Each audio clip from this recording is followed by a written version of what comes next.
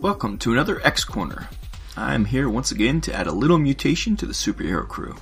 I'll be covering the X comics for the week of February 14th, 2018. This week we have 4 comics and 2 Wolverine pages. We have Cable 154, Old Man Logan 35, Weapon X 14, XMen Blue 21, and the Wolverine pages in Marvel 2-in-1 number 3, and Avengers 680. Spoilers, of course. We'll start with Cable 154, the writers Ed Brisson, and the pencilers John Mallon. Finally, we get to the end of the external storyline. Selene has requested Cable and his team to help stop Gideon. Cable says he'll help if Selene releases Blink, which she agrees to do. Just then, Gideon drops a plane on the group.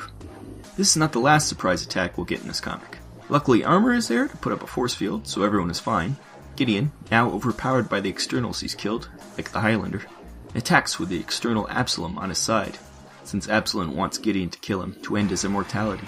A big fight ensues, but Gideon has gotten that precognition ability from one of the other Eternals he's killed, so it doesn't go well for the good guys. Except Cable, who can think one thing and do another. This allows Cable to taunt Gideon and then suddenly shoot down Absalom. Cable has his team attack without thinking, which helps, but they're still losing, until Blink uses her ability to teleport Gideon's head off. Cable explains that only externals can kill externals, but that should slow him down. They get Gideon and Absalom into containment coffins, and thus ends the cross-time caper. The comic ends with a weird and graphic scene of a baby being born who ends up having purple eyes. I don't know what this means, but I guess we'll find out, hopefully in the next arc. This issue was fun, mostly because it was a knockdown drag-out fight. It was a step up from the rest of the storyline because it ended. The surprises were fun, and I laughed at their shock value. Shatterstar also congratulating Blink on beheading Gideon was pretty funny. And the art was really good, especially the cover. The cover, really nice cover. But, as I've said before, not a fan of bringing back 90s plotlines. But, at least it's over. I like the character of Cable, but I have yet to connect to a storyline. I hope the next arc grabs me. Rating is 6 out of 10. Then there's Old Man Logan number 35, writer once again Ed Brisson, and the pencilers Ibrahim Robertson Mendez.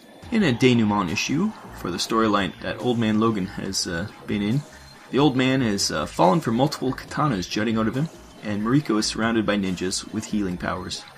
Gorgon also gets up from being defeated by Mariko last issue, and grabs Logan to try and make Mariko give up.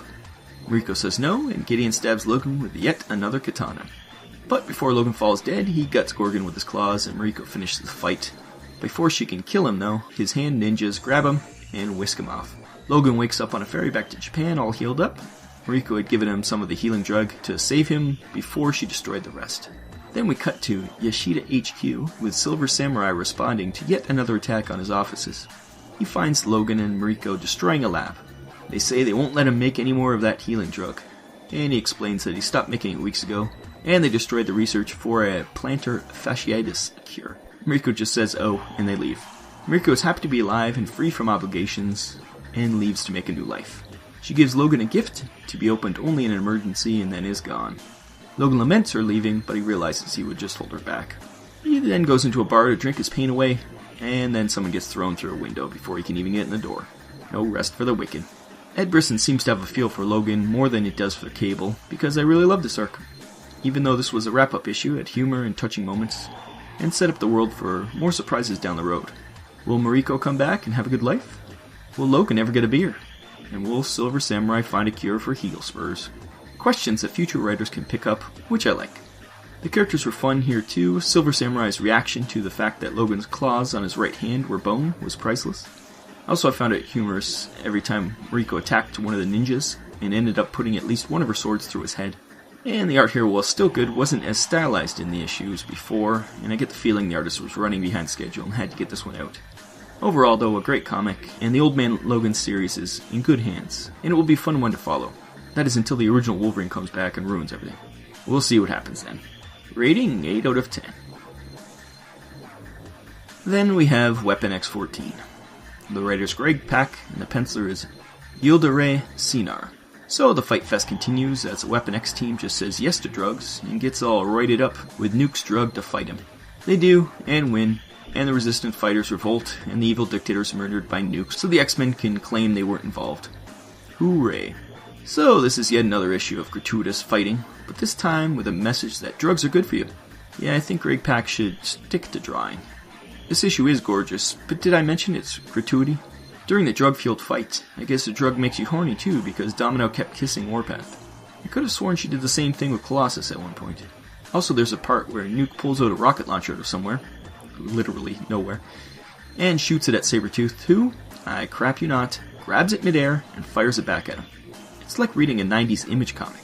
My brain hurts, so I'm going to stop talking about it. 3 out of 10. Next we have XMen Blue 21. The writer is Cullen Bunn, and the penciler is Jacopo Camigni? I don't know, man. These pencilers' names. So the young time-displaced X-Men and Venom are on an alien planet looking for Cyclops' kidnapped dad, and they get jumped in a cantina by the symbiotes who captured him. A fight ensues, and Cyclops gets stabbed right through his torso. The X-Men and Venom escape. Jean telekinetically holds back Cyclops' wounds so he doesn't bleed out, while Venom chases a shifty alien who's spying on them. He gets the info out of him, but we later find out he's ripped him to shreds and hung him up by a web, just to remind us that Venom isn't a nice guy. They find out there's an arms dealer who might know something about these symbiotes, so they bust up an arms deal. Turns out the guy is selling weaponized symbiotes. Another fight, and the symbiotes container gets broken. And we end the issue with the X-Men Venomized, which, if they made action figures from anything but movies, I would call a total marketing ploy. It's to be continued in the next Venom issue, so I guess we'll have to get that one now. Boo. The story's a little trite, as the X-Men pretty much stumble around with the wounded Cyclops. Which, by the way, does the writer-artist realize that when you impale someone through the torso, more than bleeding out is an issue. Cyclops is a little kid, with eye beams. He ain't the Hulk or Wolverine. He should be dead. His lungs would have been pierced, his stomach would be shooting acid into his body, internal bleeding issues. Anyway, Venom was the one guy doing anything at all in this comic, which I don't really enjoy since I'm not a fan of Venom. And I'm not too excited about the next issue either. The Venomized X-Men did look cool though, I'm ashamed to say. Have I mentioned how much I hate crossovers? Especially crossovers into non-X books. Ugh. 6 out of 10. Lastly, we have the Wolverine pages in Marvel 2-in-1 number 3 and Avengers 680.